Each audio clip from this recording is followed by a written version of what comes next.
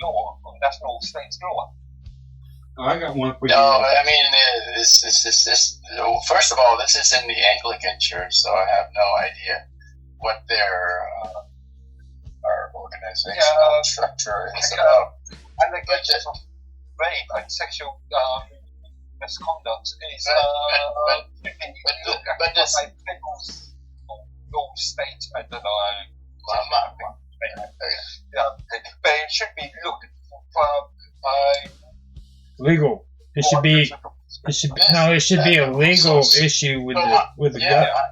My point is, this is an internal church investigation that doesn't preclude the civil authority doing their own thing, right? So it's the one doesn't preclude the other.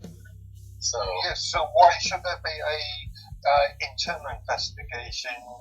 Why shouldn't it just be handed over to the civil law enforcement?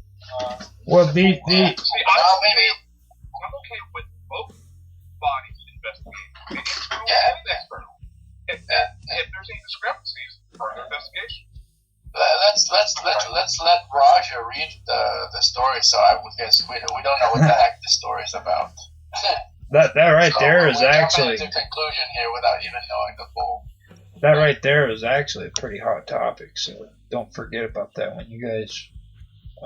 When I'm done reading this, because I think you guys hit on something big there, but I'm going to finish reading like Tam asked.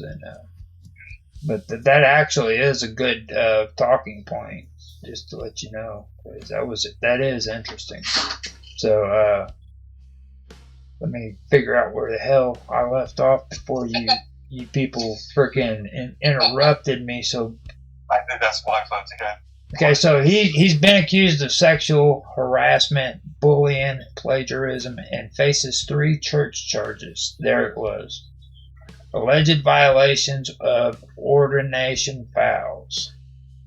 Conduct giving cause for scandal or offense in sexual immorality. The Tuesday announcement also revealed that Wood filed a motion to dismiss the case. The court will hear arguments on the motion beginning on May 7th. We are grateful to the court for its diligent work in this matter, said the retired Reverend Julian Dobbs, who serves as Dean of the province, in the statement. I ask that our clergy and lay members join me in an earnest prayer that God, in His wisdom and providence, would bring a just and righteous resolution to His church. That His church would be preserved in truth and unity, and that all parties involved would know His grace. Now, Wood was inhibited or temporarily suspended from his ministry in mid-November, days after more than 140 clergy in the denomination signed an open letter calling for his inhibition. Wood previously announced he was taking a paid voluntary leave of absence on November the 3rd, after a series of reports in the Washington Post in which a former church employee and another woman accused Wood of unwelcome sexual advances. A bishop in South Carolina, Wood was elected in 2024 to lead the ACNA, a small denomination that began in 2009 as a breakaway group of congregations that objected to Episcopal Church and Evangelical Church of Canada's acceptance of openly LGBTQ plus clergy in marriage for same-sex couples. Now, the Washington Post in October 23 the Washington Post on October the 23rd report broke allegations from Claire Buxton, a former children's ministry director, who served with Woods at St. Andrews in Mount Pleasant, South Carolina, prior to his election as Archbishop. Buxton alleged to the Post that Wood gave her more than $3,000 for church funds, and in April of 2024 attempted to kiss her in his office. A second woman, who identified herself only as Jane Doe, claimed Wood pressured her into situations she was uncomfortable with and to drink alcohol with him. It's unclear when these allegation or alleged incidences took place. Woods also faces allegations from several priests of bullying and plagiarism. He has denied all but the most recent allegations of sexual harassment from the unnamed woman, which he declined to comment on and submitted to the church process for vetting the claims. So what you just read doesn't really bring in more to the story that people mentioned. The rest of what you just read there is mainly fluff. It's fluff, huh? Yeah. And on top of that can blow up in people's faces too. Bad management. He can blow up people's faces. It's called bad management. Well, it's just not bad storytelling too. Just to get some background, guys. He is so horrible.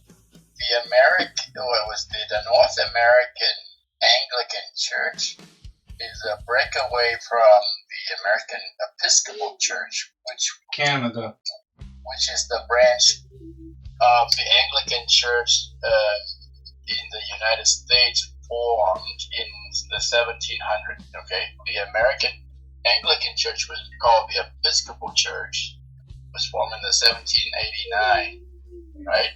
And then in 2000, the North American Anglican Church is fairly new. They broke away from the Episcopal Church in 2003 or so, and they formed their own church. And was that was during the time when the Pope got mad because of over that. It was something about the Pope, during that whole time about all that was going on, and he made his words about that. No, are you talking about in the 1700s? No, that's between Rome and England. That was a long time ago. Yeah, that was a long time. This is in the United States. No, yeah, it was, but they were talking about women and men about. No, it was. You're thinking of when what's his name, King Henry VIII, where he wanted to divorce his wife. Years ago. He wanted to divorce his wife. Is that what you're talking about? They were talking about. That's in England. Yeah, I know. It's always them bastards. Well, okay, but so now back to the North American Anglican Church. This Archbishop is like the top guy. Yeah. Right? He's like the Pope in the North American Anglican Church. Technically, as he's an Anglican, isn't he still governed by the British woman?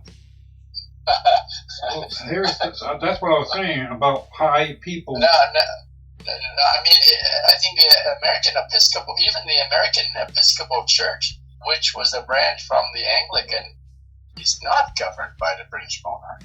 So the breakaway branch is no way. Well, I don't think they would tolerate that now. The only country I think actually is ruled by the royal family still is the ones in Ireland. And I think they're getting tired of freaking their shit too, because they started throwing propaganda back in the day about freaking Satan worshippers and shit, freaking in the orphanages and Me and Mark covered that in the first year of Roger's real-time talk show. Like, they started coming out with all these crazy-ass stories, like satanic cults that were freaking molesting children and shit. Right, so back to Roger's story. So 2 women filed complaints against this archbishop about misconduct, right? And he filed for dismissal because he thinks they're like, I don't know, maybe he thinks they're falsely accusing him. Well, he had a problem with the LGBTQ movement because the angelics over in Canada are allowing homosexuals to be priests and ministers. The Pope did too have that same words about that, Raj. And they can openly admit in church that they're gay and not be criticized for it. But he's retired though. He's no longer the Archbishop of North American Anglican. Does he have any connection to Trump or Epstein? Hey, Raj, that's what the Pope was having the same words about that too, before he passed away. Mm-hmm. Now, was the Pope actually having the same kind of thoughts before he passed away? It was on the news about that. About the homosexuals, like homosexuals in the church and stuff. About being Pope, the preacher, and all that. Did he? What the last one that passed away? Well, we came up with this rule about blessing of the same-sex union. Yeah. All that stuff, but it was not what the public press made it out to be. Well, but it's like, it's blessing in the sense of, even though you're doing wrong thing, God still loves you and wait for you to come back, kind of thing. But this is like at the end of every mass in the church, the priest blessed the whole congregation. Yeah. Right? And those include the bad people as well as good people stuff. Well, me personally, I don't get why, there's the need to belong to such entities, such churches. I mean, and for homosexual couples to try to be accepted in a Christian church, that'd be like me going to the KKK and demanding equal rights because of their race. Well, what's wrong with that? Yeah, if you're not going to follow the rules of the church, then what's the point of staying, right? Yeah. What's the point? Yeah. I mean, but then on the other hand, as a faithful member of the church, none of us is perfect, so we're all flawed in some way. So that doesn't mean that we're gonna stay away from the church. I mean, so there's a very famous Catholic saying that says that the church is a hospital for sinners, for the sick. It's not the court of the saints or whatever, something like that, right? So people come there to be healed. Not people don't go there because they're already perfect and they don't need any saving. So there's that. Right? Well, anyway, I agree. It's not the place for those who are holier than thou to be casting judgment. They're supposed to be helping and healing and all that stuff. I agree. Yeah. I have a little bit of emergency here, guys. I gotta excuse myself for a few minutes. So, all right. My question.